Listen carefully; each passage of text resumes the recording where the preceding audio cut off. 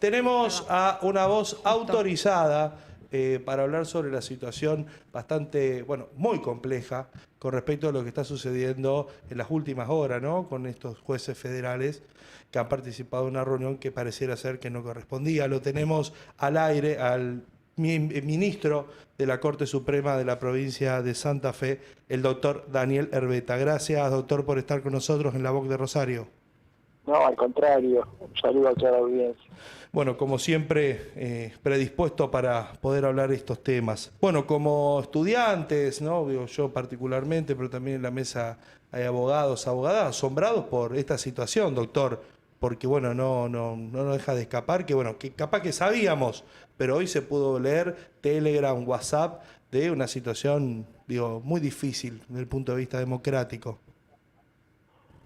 Mire, vamos a dejar a salvo el principio de inocencia, pero creo que hay elementos como para hacer un análisis objetivo de una situación extremadamente, por lo menos en principio grave, que no es una situación única o autónoma. Me parece que se inserta en un contexto desde ya hace un tiempo en que se ha producido una sucesión de patologías institucionales muy graves, pero bueno, que lamentablemente se terminan naturalizando. En este caso puntual, este episodio tal vez se hace mucho más visible por lo grotesco, ¿no?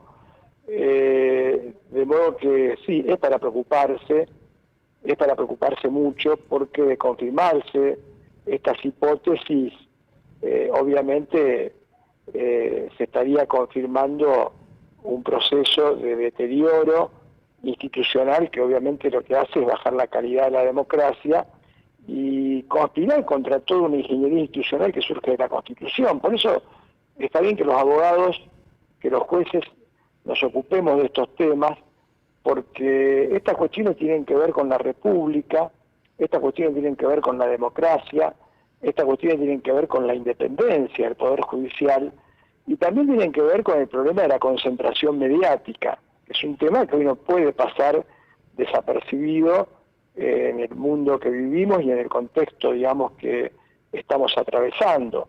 De modo que yo, mire, le hago una salvedad.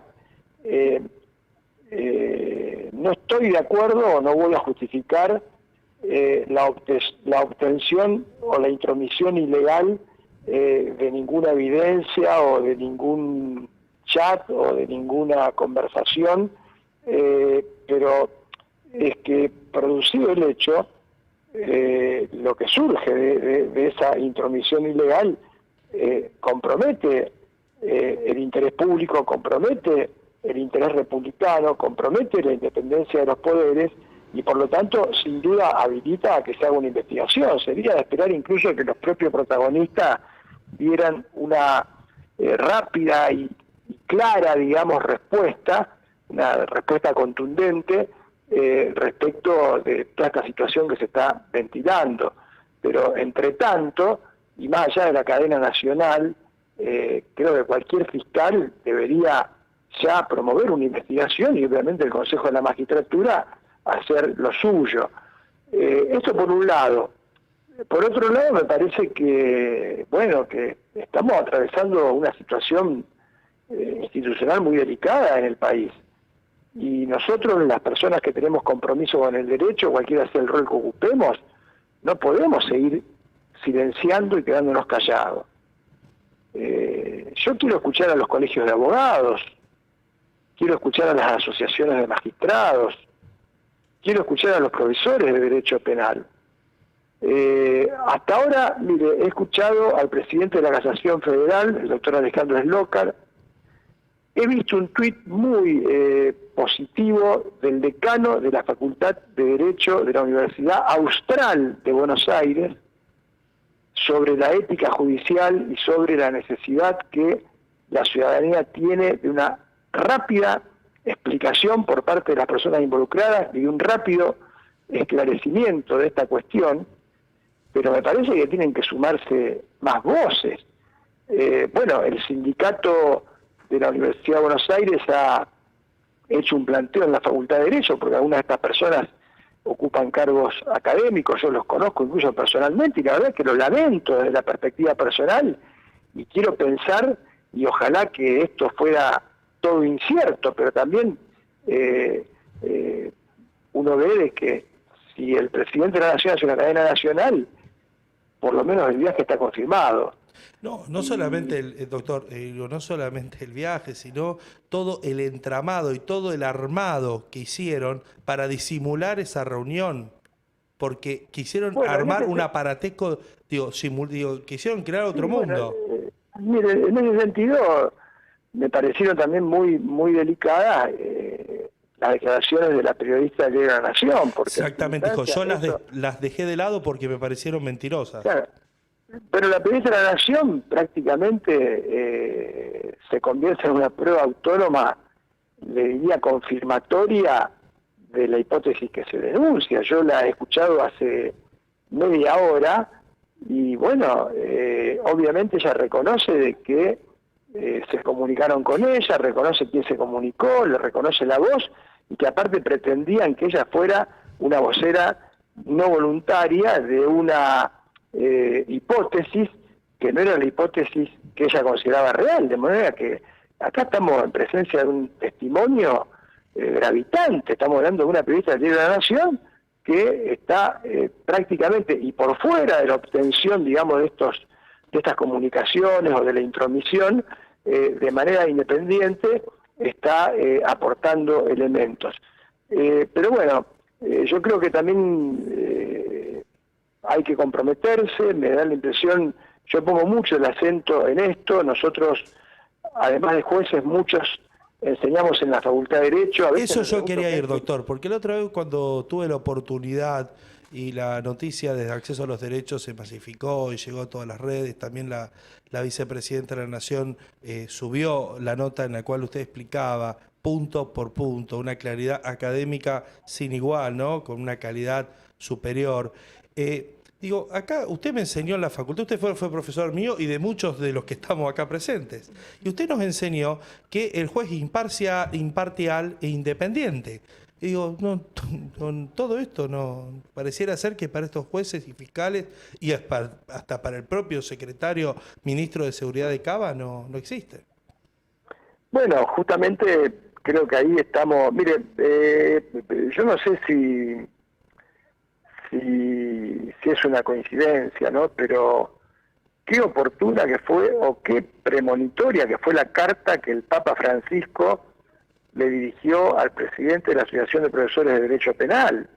Hace apenas un mes el Papa Francisco dirigió una carta con un doble destinatario, profesores de Derecho Penal y jueces, donde apelaba no solo, digamos, en la carta da cuenta, fíjese los términos que usa, ¿no? Arbitrariedad, irracionalidad, empeoramiento de la situación, desapego de la ética, y apelaba al Papa Francisco precisamente a ejercer la judicatura con compromiso, con pasión, con pleno sometimiento a la Constitución y a las leyes, y fundamentalmente a no quedar supeditado a las éticas de las estructuras, que no sea la estructura la que condiciona la ética de cada uno de los magistrados, por eso de las jurisdicciones individual.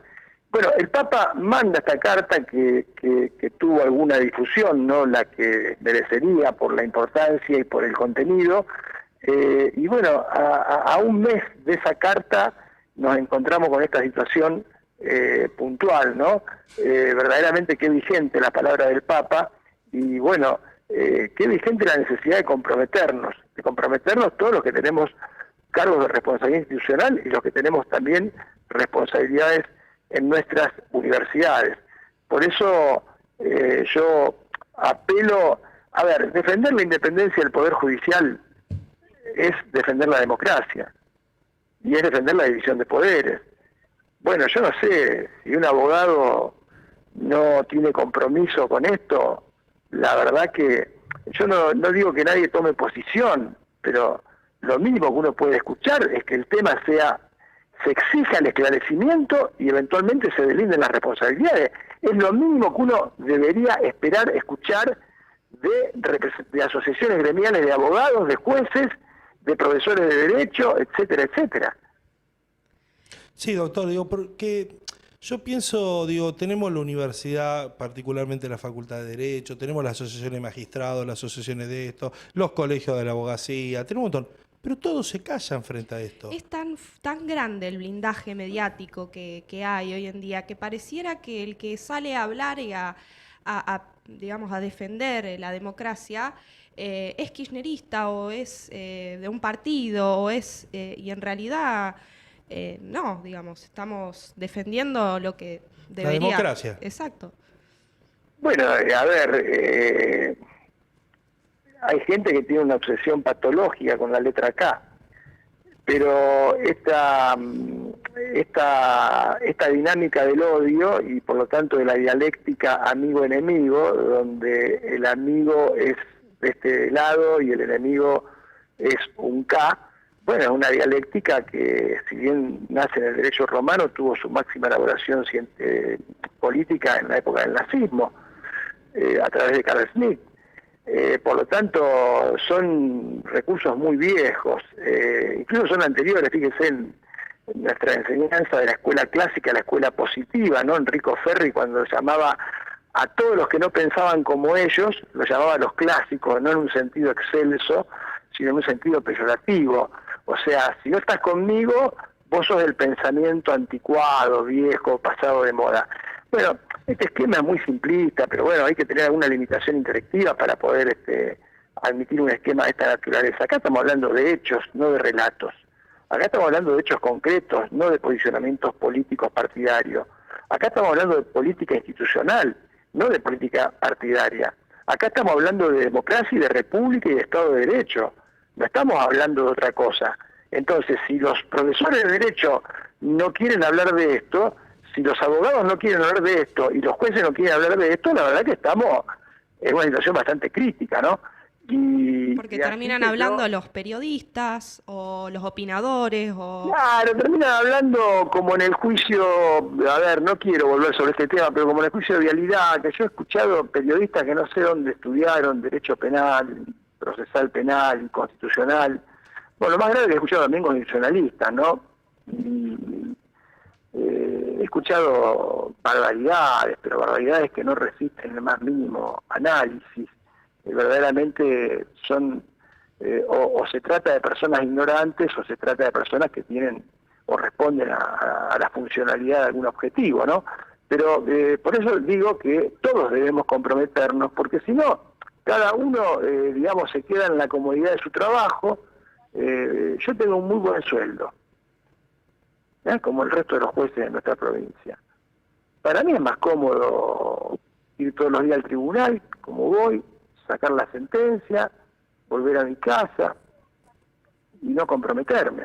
Claro que es más cómodo, pero me parece que no estaría a la altura de la responsabilidad y del cargo que he asumido y del juramento que he hecho por la Constitución Nacional. No estaría a la altura porque uno puede ser cómplice del debilitamiento democrático por acción, pero también puede serlo por omisión.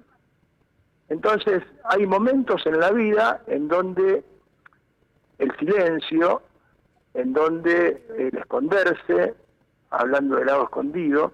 Hablando del lago escondido, del lago escondido. Se fueron a esconder, pero bastante mal, porque los descubrieron. Digo, ellos estaban acostumbrados. Yo, doctor, le quiero hablar un poco del tema de la impunidad. Digo, todo esto no sucede también porque hay un alto grado de impunidad por parte de cierto sector político, mediático, judicial, de sentirse que pueden hacer absolutamente todo y no va a pasar nada, hasta que, bueno, pasa, sucede. Sí, bueno, a ver, nosotros tenemos un problema, yo siempre hago una aclaración para no generalizar. Poderes judiciales hay muchos. Exacto, sí, sí. Y todos los poderes judiciales tienen sus particularidades, no es lo mismo el Poder Judicial de Santiago del Estero que el Poder Judicial de La Pampa, y dentro de Santa Fe hasta uno podría marcar diferencias en una provincia tan extensa, entre la idiosincrasia y las particularidades de cómo funciona el servicio de justicia en Reconquista o cómo funciona en Rafaela. De modo que además los poderes judiciales los integran personas que tienen distintas cosmovisiones. No hay una justicia como si fuera un cuerpo único. La justicia es un valor, lo que hay son poderes judiciales. Y la jurisdicción es siempre individual, es de cada quien. La potestad de ejercer la jurisdicción es de cada juez. Por lo tanto, yo dejo a salvo esto porque la mayoría de los jueces son muy honestos y muy comprometidos. No hay dudas. Y muchos jueces actúan... Si no, no funcionaría absolutamente nada la justicia. Independientemente de que participen o no de este debate, que tengan mayor o menor compromiso, eso también hay que decirlo. Lo que ocurre es que hay un sector de la justicia, especialmente de Comodoro Pi, que bueno, se ha convertido en un campo de lucha político-partidario, ha ocupado la centralidad en los medios. Mire, un colega mío, un colega de la Casación Federal, en alguna oportunidad dijo: cuando un juez de instrucción de Comodoro Pi es más conocido que un ministro del Poder Ejecutivo Nacional, es porque algo no funciona en la República. Y este es un problema grave, y esto explica también la resistencia a la reforma judicial.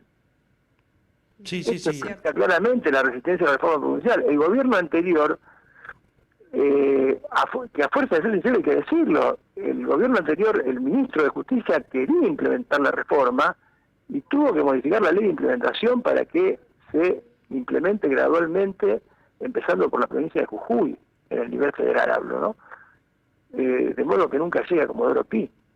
Entonces, claro, por supuesto. Bueno, escuchábamos uno de los jueces que decía: la fiscal de allá es piola, nos va a pasar la causa para acá, para Comodoro Pi. Se ve que el entramado en Comodoro Pi está todo parecido. Digo, yo lo veo como ciudadano, como un simple ciudadano. En Comodoro Pi hay muchos jueces, obviamente, que no deben ser, digamos, muchos jueces que ejercen dignamente su función, pero convengamos que es un sector de la justicia que además está vinculada a hechos de mucho impacto y de trascendencia institucional y trascendencia pública, pero que bueno, nos viene trayendo una serie de dolores de cabeza ya desde hace un largo tiempo, y muchos de esos dolores de cabeza los hubiésemos evitado si, por ejemplo, se hubiese implementado una reforma en el sistema de justicia penal similar a la que tiene Santa Fe, porque no es lo mismo que un juez desde el primer acto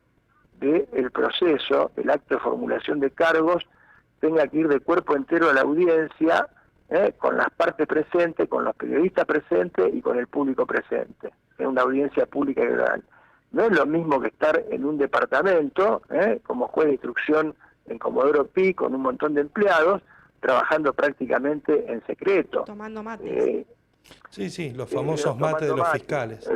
No es lo mismo que usted tenga un colegio de jueces flexible, donde a veces en un mismo caso pueden intervenir más de un juez, a que usted tenga una estructura rígida de juzgado, como tiene Comodoro Pi, en donde el juez se adueña del expediente y del caso, y después la trazabilidad de ese caso, de ese expediente, vayan a ver en función de qué expectativas se produce. Entonces, ¿cuánto nos hubiésemos evitado, o por lo menos cuánto hubiésemos reducido, digamos, muchas de las consecuencias negativas si esta reforma se hubiera implementado en el año 2013, 2014 o 2015? Una reforma que además le digo que merece un comentario, porque la provincia de Santa Fe tuvo que cambiar su sistema de investigación y enjuiciamiento por dos fallos. Llerena primero, estamos hablando de 2005, 2006, y una vez que el gobernador Obey dispone el plan estratégico para la reforma y se empieza a trabajar la reforma del Código Procesal Penal para cambiarlo, aparece el fallo Fraticelli que acelera los tiempos y lleva, digamos, a la reforma del sistema. Esto fue en el 2007, 2008 y en el 2014 se implementó. Pero esos fallos de la Corte Nacional no tienen vigencia para la Justicia Federal. Esos fallos de la Corte Nacional tienen una interpretación cuando se trata de la justicia ordinaria y otra cuando es la justicia federal. Que un juez investigue y a su vez juzgue, sea parte y juez, lo cual es claramente inconstitucional, a la luz de los fallos de la propia Corte, ¿cómo podemos naturalizarlo? Es decir, Tenemos un problema de que por eso yo apelo a que todos los que tienen un compromiso como operadores de los sistemas de justicia y demás, hagamos un esfuerzo por empezar a visibilizar estas cuestiones y a discutir estos temas. ¿Qué va a discutir en una facultad de Derecho si no discutimos temas de ingeniería institucional que hacen al fortalecimiento de la República, de la democracia y de la independencia judicial? Doctor, ¿cómo le va? ¿Qué tal? Quiero hacer una pregunta. ¿Cree usted que existe algún tipo de mecanismo para tratar de desarticular estas estructuras tan rígidas que existen, por ejemplo, como Comodoro Pi? ¿Cree que la democratización de la elección de los funcionarios judiciales, de los jueces en particular, podría ser una solución a esto? Pero el problema, mire, la democratización de la justicia tiene básicamente, entre otros, dos grandes caminos, ¿no? El sistema de audiencias públicas y orales, que le permite a la gente participar en las audiencias, ver cómo trabaja un juez y controlar al juez, y el juicio por jurados populares. O sea que sin duda que esto contribuiría enormemente a modificar este estado de situación. Lo que pasa es que no hay decisión política, o por lo menos no hay mayorías que encuentren un consenso para, digamos, implementar estas reformas y lo grave es que esta falta de consensos en la política, que tendrá más de una explicación y que tendrá que ver con intereses, con compromisos, no sé con qué cosa, esta falta de decisión política termina convalidando un status quo, en el caso de la justicia federal, de una justicia inconstitucional. Es inconstitucional. Pero inconstitucional de arranque. Que un juez pueda investigar y luego resolver la situación procesal es algo inconstitucional. Para la Convención Americana, para la Corte Interamericana, para la Corte Nacional, es inconstitucional. Y eso por no agregarle otros problemas, ¿no? Porque hablan de oralidad. No hay oralidad en el Tribunal Federal. En el Tribunal Federal se leen expedientes. Con la gravedad, en algunos casos, que aparte se hace por Zoom. O sea, si usted quiere una forma de destruir la oralidad, bueno, le recomiendo dos caminos. Formalizar la investigación en un expediente escrito y leer el expediente, y luego no hacer audiencias presenciales y hacer audiencias por Zoom. Son dos caminos para que no haya, para que la oralidad pierda centralidad. Doctor. Bueno, ¿qué quiere? Yo no entiendo si yo, no sé. Doctor. Estoy desconcertado realmente. No, por eso, digo, le hago una pregunta más bien del punto de vista académica o política académica. Como nosotros la mayoría somos jóvenes y vemos que suceden estas cosas, nos da cierto miedo, de algún modo, nos da cierto sentimiento capaz que de fracaso de las herramientas institucionales que tenemos en la democracia, en la actual democracia. ¿Qué mensaje le deja usted como ministro de la Corte Suprema, como profesor de la Facultad de Derecho, como titular, como académico, más de 40 años de dictado, bueno, al frente de la academia? ¿Qué mensaje nos deja a nosotros y a nosotras, ¿no? A la generación presente y futura? Digo, frente a esto que yo creo que usted mismo lo dijo, que estaba de algún modo, no sé si en peligro, pero estaba bastante complicada la cuestión de estas herramientas de la Constitución. Hay un mensaje claro, ¿no? Para la juventud, fundamentalmente. Mire, el mentor del método jurídico, de la dogmática jurídica, que fue Rudolf von Heering, al final de su trayectoria se dio cuenta que el derecho no es solo una técnica, que no basta con enamorarnos del cómo, sino discutimos el para qué. Y escribió un libro, que es el mensaje para la juventud, escribió un libro que se llama La lucha por el derecho. Y este es el desafío que tenemos. Esa consigna de Heering hoy está vigente, hoy probablemente más que en otras oportunidades, y esa es la consigna que debemos alimentar. Hay que dar la lucha por una justicia independiente, hay que dar la lucha por una prensa independiente, y bueno, la juventud debe asumir esto, porque estamos viviendo una crisis de legalidad muy profunda.